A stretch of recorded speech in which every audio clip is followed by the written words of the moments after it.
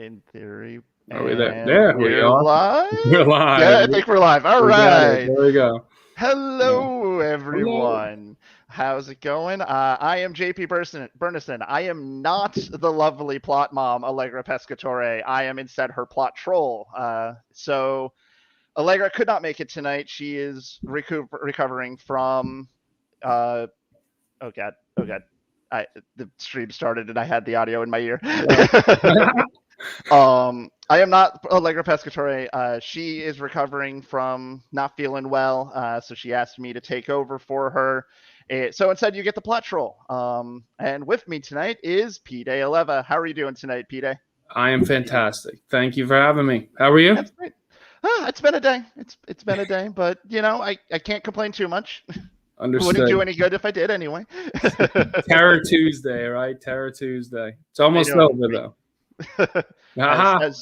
As we named the dark one, so she does appear. I mean, saying hi from the channel. Right. Hello.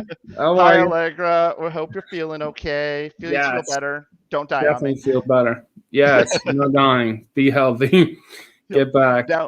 Now, speaking of dying, I mean, we are here to discuss, writing action sequences. And I mean, as we all know, I mean, action sequences are here to push the plot from point A to point B, generally with the added bonus of being hit in the face by a cat's tail or, combat. That's fact.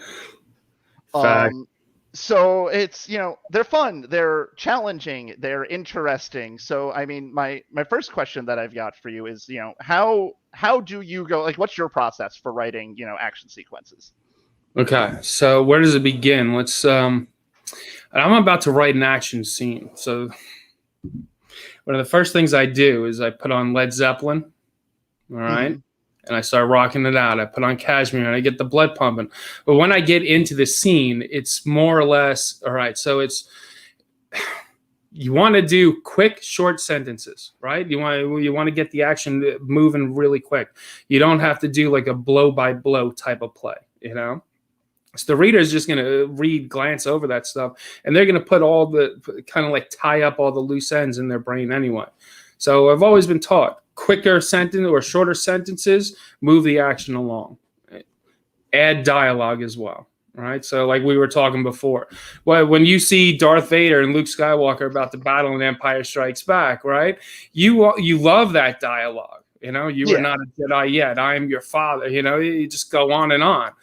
It's that dialogue that really draws us back into it, and not only into the characters, but the relationship between the two that are fighting, and where they're going, and how that's come to fruition in that central part of that action scene.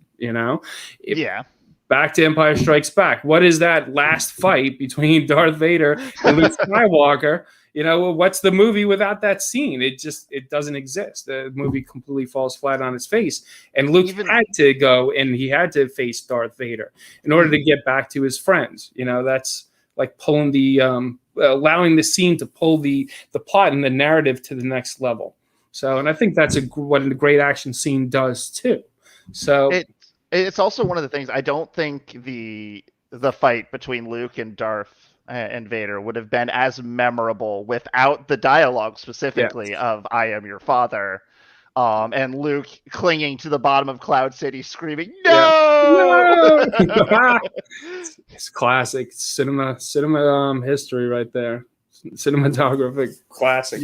Great. Speaking of cinematography, John says, I sometimes block them out and choreograph them fully, which is a legit process. I mean, it's got to be whatever works for you is the best way. But I mean, having an idea of where to go within the combat is a necessary step. I know on my end, I recently wrote a pretty big one in a bond of thread, and so I had to come up because I had 3 different combatants on a 2v1 fight scene where I was struggling to actually choreograph it properly. So I ended up coming up with a dice system to create my combat, and ended up rolling dice for every action that was happening. So have you done, weird or similar things like that? I have, just like John does. I'll pump on that Led Zeppelin, and I'll go rock out. I'll go in my backyard, and I'll actually just pull out the scenes. What are they saying? I'll act them out as if it's like a movie, and I'm preparing for a role in that movie, and just completely act it out and know. Once it's in my head and it's playing out in that movie, it's so much easier to just transfer it onto the page, when you're writing. So you're seeing it in your head and you're just describing that scene in your head and pulling it out as quickly as possible. That's fair. Yeah. How have you gone about when it comes to your combat scenes? What do you think, makes the most interesting combat scene? Like, I mean, obviously we've discussed the dialogue bits, but where do you feel like in some of the books you've read as well, what do you think makes like the most, like juicy combat? I think it's the conflict itself and where it leads to after that. All right. So this hero needs to get from point A to point B, or point A to point C, and there's a villain there in point B that's in his way, and he has to get through that. That fight scene of him winning that battle, or maybe he loses the battle, who knows? Like that high stakes is what, to me, what gets it. When I'm reading a book and I'm going through it, and that protagonist gets through that battle, I'm like, yes. I'm thinking in my head, that's friggin' awesome. He did it. He moved to the next round or next level, or whatever it is. But I think it's that the actual winning or the outcome of the battle, to me, is what's most important. And it's okay for a protagonist to lose a battle as well and just up the stakes in that realm, Now they lost. What are they going to do? How are they going to get it back? That sets it up for a future battle between two opposing characters. So I think it's all about the end that gets the reader saying, yes, that was friggin' awesome. Do you have any particular moments that you feel like when a main character and the protagonist, or just a protagonist in general, should lose a fight? When they should lose a fight, I would say when ego is so high, they deserve to lose the battle. Mm-hmm. When they're going into it and they're, because all us humans go through, we have that ego, and that ego gets in our way. We make a misstep, we're like overconfident in ourselves, so when that ego gets up there like that, it's good to bring it down, crush that ego, demolish it at that point, let them sit in sorrow and in pain for a little bit of time, and then discuss what they did wrong and how they got there. So I think it was one of my favorite moments in I'm gonna use the Wheel of Time as a reference here, but in a Crown of Swords at the beginning or the middle of the book, the main character, who's supposed to be the prophesied savior of the world, Robert Jordan, writes this beautiful 108-page war scene that in the end, both the main character and his opponent, they both lose. They both have to call a retreat, and it was a beautiful strike to the main character's ego in that point, because he's been on this mad path of conquest and he finally lost, and it was a really well done moment. So I mean, that really calls to your point there. I like it. Allegra asks, do you have any suggestions for writing combat that feels realistic and grounded? Writing combat, like, well, when you say combat, are you referring to more like specifically military, or just in general? I'm thinking we're going with in general, like, a fight scene, whether between fight scene or just a war scene, just a battle scene in general. It's just writing combat that feels realistic and grounded, realistic and grounded. I would say that I would think that comes from through with the dialogue and what each character is saying. It's if your character is saying things with the point of the battle that is hitting home in your reader's mind and your reader's heart, then I think that makes it more realistic and definitely more grounded. So I would say that comes more from a dialogue perspective than the actual boom, boom, boom type of action sequences. Mm-hmm. I don't entirely disagree there. I absolutely agree that dialogue does make the combat, especially fight scene between especially two diametrically opposed characters, a really well done scene. for me, one of the things that I've tried to, and I try to imagine it, I try to imagine the choreography more than anything, of like, if I do a downward swing with a sword and the other guy blocks upward, what would be the counter move to then go from there? And that's what I try to do to make it at least as realistic as possible, and trying to consider, like, motions and how a body actually moves. Yes, understood. Agreed too. 100% agreed.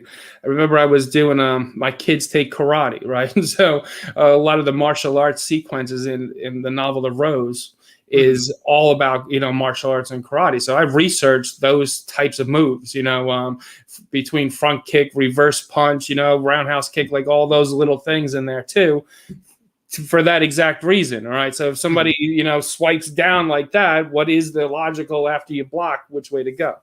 So kind of like studying those scenes and those, the research into karate and martial arts definitely helps with that. 100%.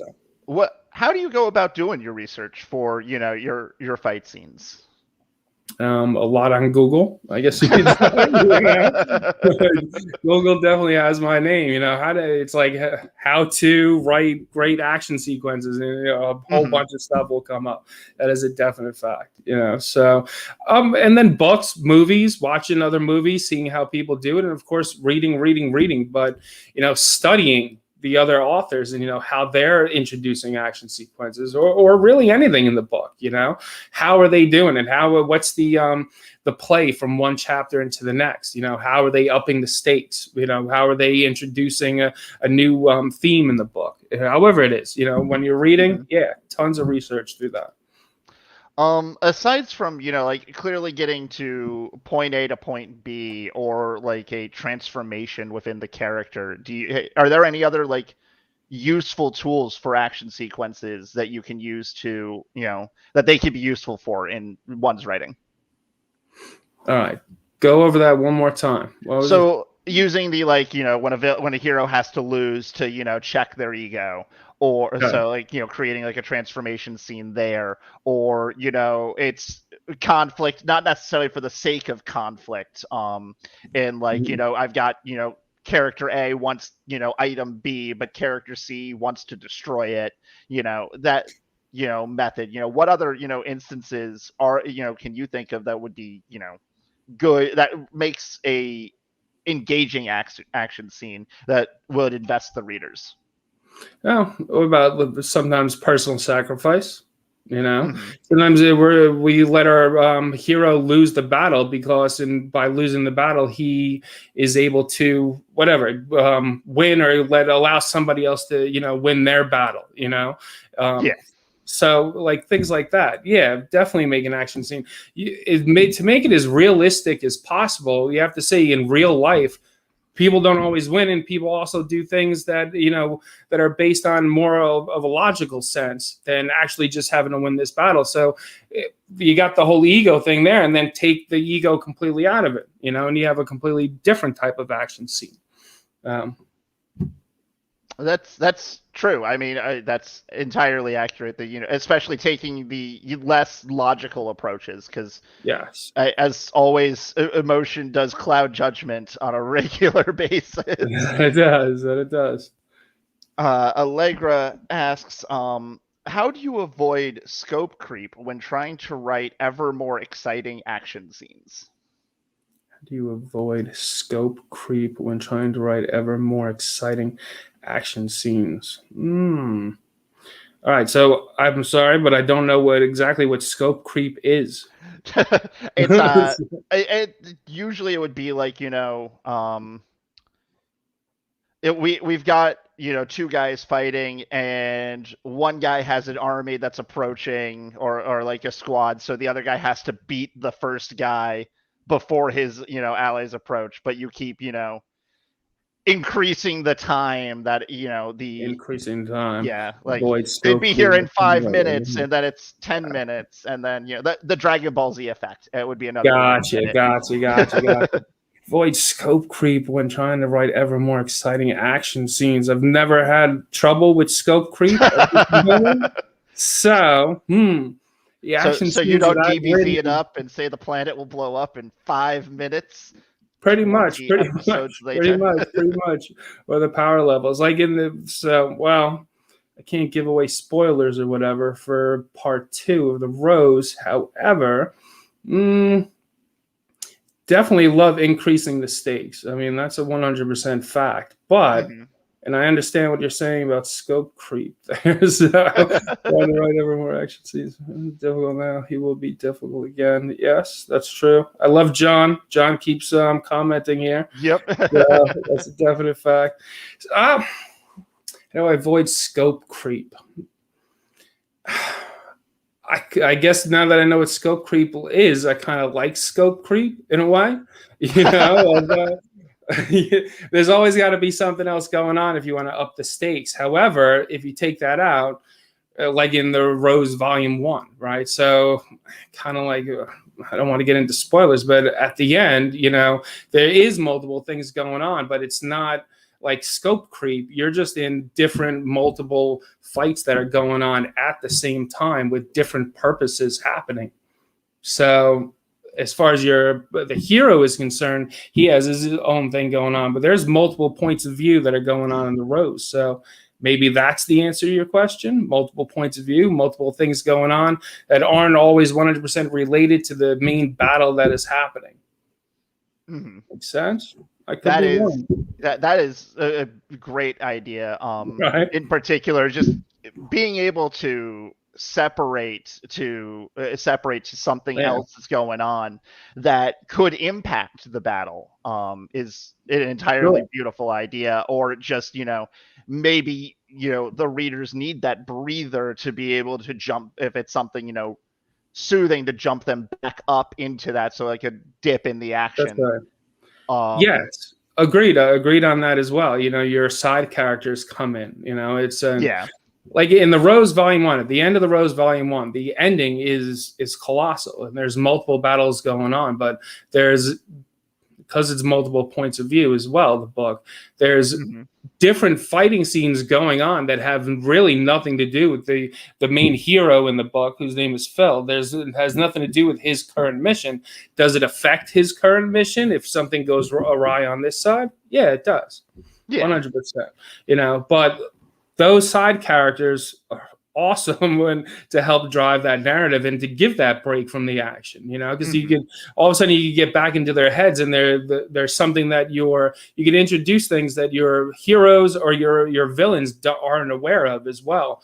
You got to throw something in there, you know, something that is going to come up that your side character is aware of, but they are not. And then you give the side character his whole thing of how he could help out his hero at that point. What do you do to, in particular, especially in the Rose, where you made sure? How do you make sure that your supporting characters get enough of the limelight to, you know, be relevant both to the readers and to the main character? Understood. Give them a mission, a specific task for them, right?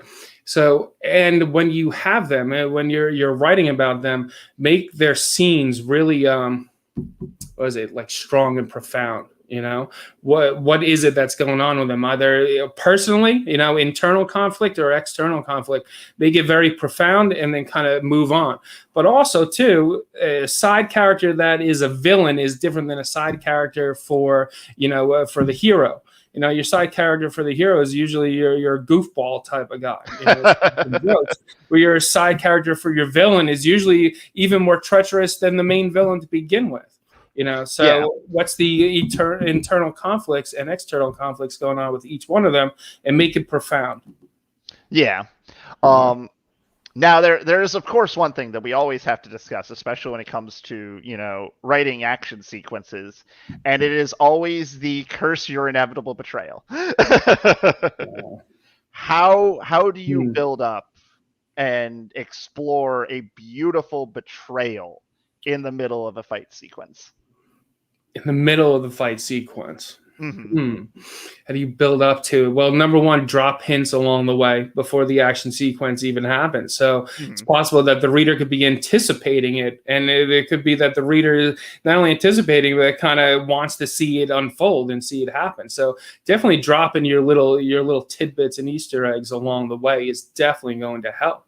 And then it has to be shocking. Obviously, if you're in the middle of a fight scene, what is it that draws the hero's attention to the betrayal and how the betrayal is going on? How are you presenting that? And it should be presented in a very elegant, but yet also, here comes that word again, profound type of manner. How devastated is your hero going to be when he all of a sudden discovers that XYZ character has been on the other side this entire time? What is the drama that goes along with it? But the manner in which it happens has to be profound as well. It has to be like Luke, I am your father type of stuff. It has to have that impact where it's completely sideswiping your hitting him in the side of the head, your hero at that point. That's yeah. There's no better way to explain that. Quite literally, it's a club them over the head like a baby seal moment. Yes, exactly. It's like, did you know this? No, I had no idea that was happening. Well, good. Everyone else did but you, so it's good. Yeah. Allegra also asks, how do you write action sequences from points of view who aren't used to high action or fighting, aka the farm boy's first fight? Anyone actually was from points of view who aren't used to high action or fighting. I would go back into dialogue. You could use some internal conflict, even though in fighting scenes you don't want to, get into what's going on internally in that person's head or your character's head too much. But you can do that. You could also use maybe imagery, right? Sounds. You could use senses, of course. You could use the old a descriptive language where their heart's fluttering, their lips are quivering type of stuff to kind of show that scene and what that person is going through internally. But let the fight scenes go. He gets up and punches a bully, blood spatters everywhere, and then the bully comes after him again, and his heart is just pumping and racing like that. His skin is quivering and his throat is all choked up. Yeah. I tend to think like I haven't done Farm Boy's first fight yet. I know it's coming. And at least how I'm envisioning writing it is, I'm probably gonna try to do like extreme, like, and not necessarily like extremely short sentences, but almost like I ran far. Oh dear God, I'm running. I need to go now. And it's like, break it up in small rapid sentences is at least what I'm envisioning, because you're not used to any of this experience. Right. The adrenaline's pumping. You don't even know what's going on all around you. Right. It's just the drive to do the single thing. And most people have never been in a fight before. When they're about to get into a fight, they know it, and that startled response comes. If that's your farm boy, you want to show that startled response as much as you can. And that could come a startled response, and then it's fight or flight syndrome, right? So you have him running away. So he's fleeing at that point, Hey, that's perfect. Other people will go ahead, and it's their first fight. And instead of flying like that, all of a sudden they sit back and say, let's go, mother. Let's just get it out. I'm going to get my ass kicked anyway. And that could be the first fight too. Could be somebody who's the farm boy is just pissed off, and the bully comes again, and the bully gets his at that point. So kind of depends on, I guess, what the scene is afterwards too. Agreed. So I read something a while ago that said to go through your novel, take your action scene out, and then read the chapter before that and the chapter like right after that that's related to that fight scene, and ask yourself, do these make sense without the fight scene? If it makes sense without the fight scene, then you messed up your fight scene. You need to go back and put something else in your fight scene, because it should drive the story. It should not just stall out the story. It should drive it, right? So like we were saying before, my hero needs to go from point A to point C, but in point B, there's an alien vampire there that's looking to eat him, and he needs to get through it, right? So he's going to get through it no matter whatever it takes to get through it. And then you have your fight scene, and then you have all of a sudden he's unlocking the door to let out whoever he's trying to rescue. Stupid alien vampires causing problems. They always do. They always do. So when, oh God, I had the question and then I lost it. It's all right. Good old brain fart, huh? I know it happens always at the worst moments, don't they? Your point on writing on like taking out the fight scene and evaluating, the chapter beforehand and the next chapter that relates to it, and making sure that they connect is actually like a really great idea that I hadn't thought of before. And I kind of love it. Gotcha. I'm very thankful. Like I ended up accidentally following that advice with A Bond of Thread. Allegra and I, when I was trying to get through that fight scene, I was like, okay, this is taking me too long because we were trying to get through the initial draft. And so we just skipped finishing the fight scene until we finished the rest of the book. And so then I went back and, like, in the second round of revisions, entirely rewrote that fight scene about 3 times. Too funny. Hey, sometimes you got to rewrite it until you feel good with it. And that's, I was writing the volume 2 for the Rose, and I had this big, huge character, right? He's in they're alien vampires in the Rose, right? They're alien vampires attempting to subjugate the human race after World War III. So, and I created this big, huge alien vampire, and he was massive, like 7 feet tall. It was great. And I killed him in the first scene. I'm like, and it's like 200 pages later, and it just kept bothering me. It's like, why the hell did you kill that alien vampire? He was awesome. What are you doing? You need to go back. Put another vampire in there. It's okay. Kill the other guy. But this guy's massive. He's a great character. You got to bring him back, So, and I rewrote that whole scene and then rewrote the scene afterwards that had him against the main hero, and it worked out awesome. Yeah, definitely. That is definitely a thing to consider, is like how, if you kill off a character, I mean, that's final. You can't bring them back without MacGuffining the entire story, especially if you've got rules that, death is final. That's right. So it's, always having to make sure you contain what needs to die for the purposes of the story and what you don't want to die that can come back later via, magical shenanigans here. That's right. Yes, exactly. That's too funny because I thought about that too. Can I bring him back? And I'm like, no, you definitely can't bring him back, because the way he died, he was disintegrated by a a sound wave vibrational frequency that destroys and cracks everything inside and just completely deteriorates the whole body. So he was nothing. He was just a ball of like blood and skin by the time he was done. So he's not coming back. I'm sorry. I'm just saying. I have a rule, and it's no corpse, no kill. There wasn't a corpse. He could totally come back. Hey, I might have to use that myself. Did you see a body? No. Well, how do you know he's dead then? Did you see a body? Can you prove death? If you can't. There's no death certificate. Yep. And that's one of the things, and I think that is another thing, though, that I think readers also look for as well, though, unfortunately, is if there wasn't a corpse, then it's coming back eventually. Yeah. Readers are smart. They know what's going on, right? They've read enough books. They kind of know where the author's head is, right? Yeah. It comes to a point where how many things are actually original? Yes, that is a fact. And apparently, Senior John is going to give us some stories with extensive fight scenes in the Plot Mom Discord server. Nice. So those that haven't joined the Plot Mom Discord server, you guys should, because apparently they're going to be there, and they're nifty. I guess. I assume. I trust John. Thank you, John. Yeah, that's pretty cool. That'll be fun to read. Cool. That would. Fight scenes are always fun to read. Mm-hmm.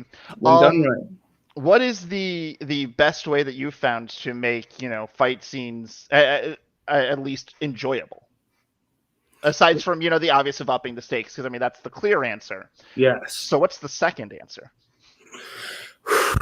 I want my reader to want to watch, as I should say, in their head, the fight scene, right? I think the maybe the battle, right? So the manner in which they battle. I'm doing martial arts, but there's a martial art called Kabuto Tonfa, right? And that's martial arts with weapons. And if you've ever seen a tonfa is like, you think of a police baton, right? So it's in your palm here, right? So there's a wooden handle there, and then there's wood that goes down the side of your arm.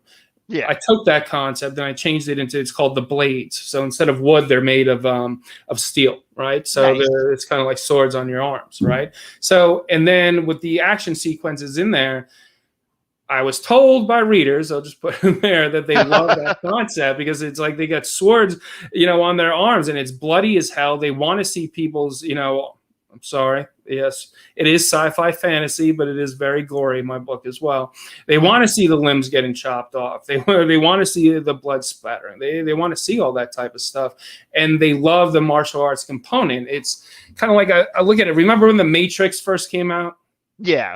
Remember? And it was, you know, it's all the special effects and it was all the fighting sequences were awesome, you know, still are awesome.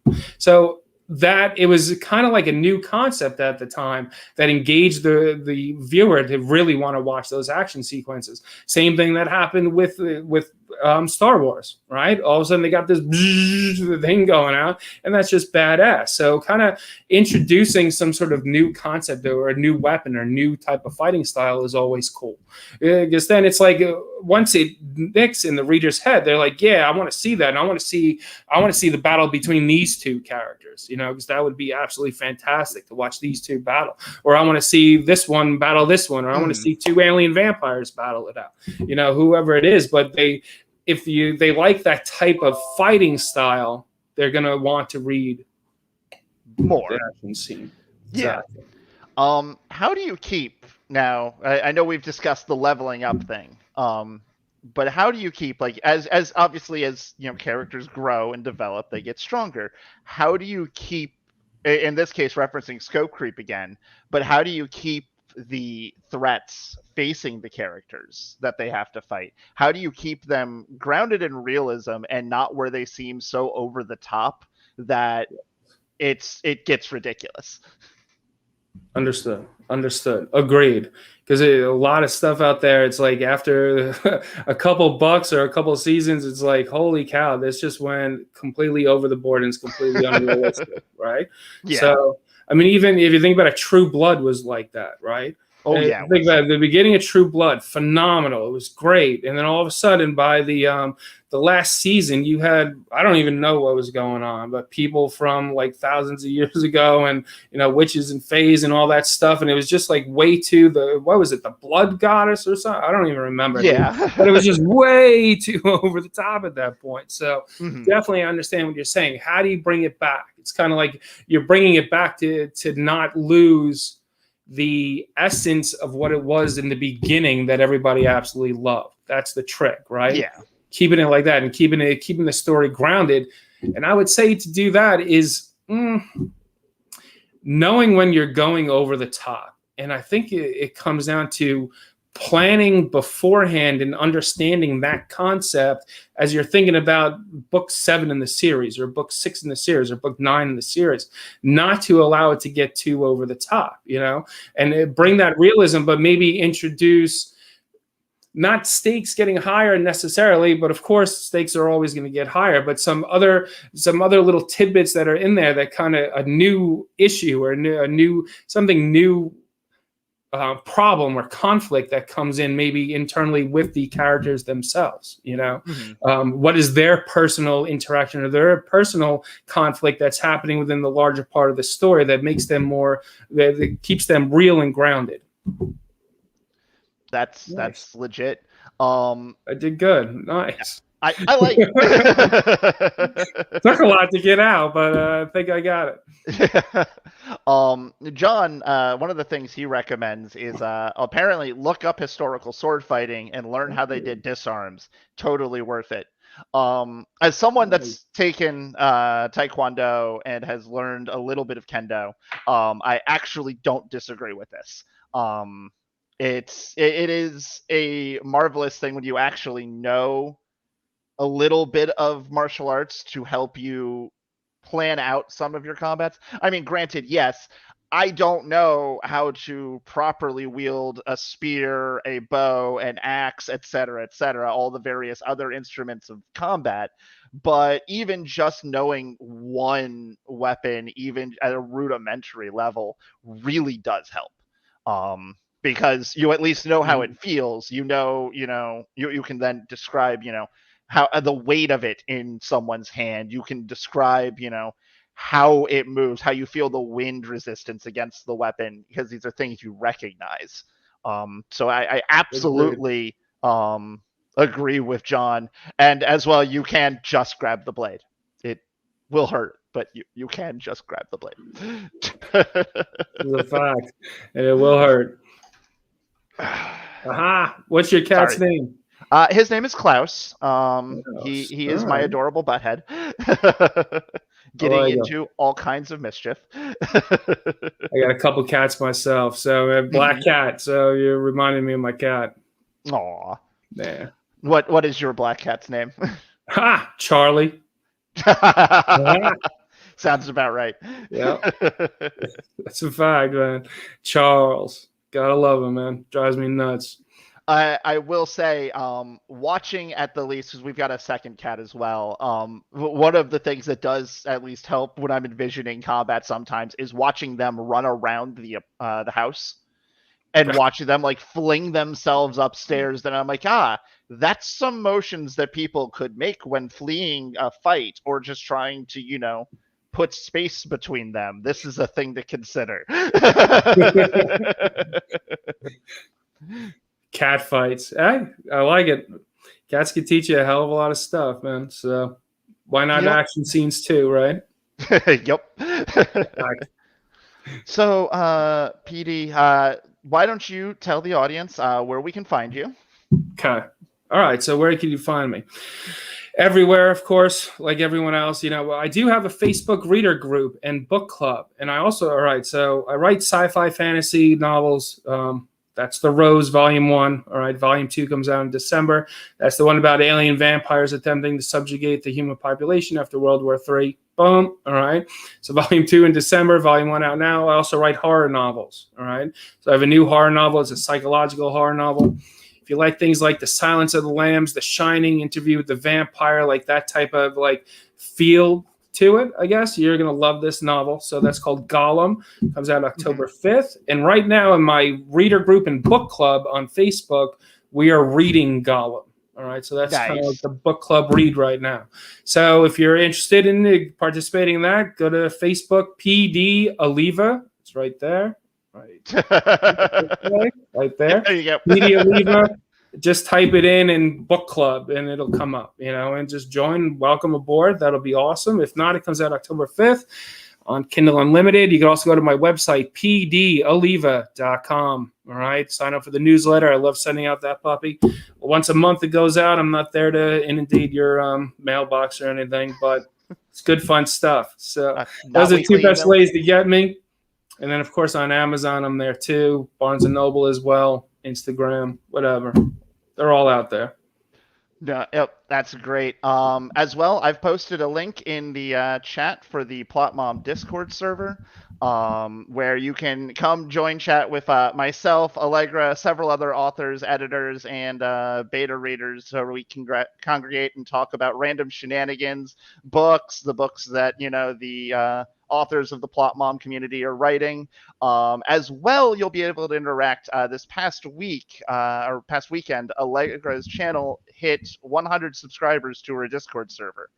Nice. And in celebration of that, Allegra and I are co-authoring a novel live on YouTube. Complete with audience participation. There is one poll up right now on the channel to decide what the genre and tropes of this novel will be. We're not deciding it. You guys are.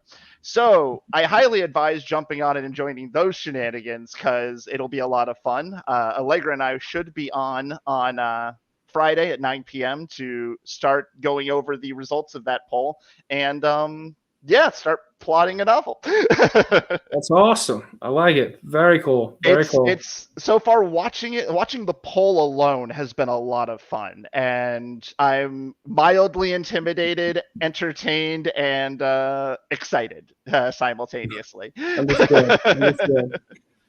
But yeah, so thank you, PD. It was a pleasure having you on. Everyone else, you guys have a great night.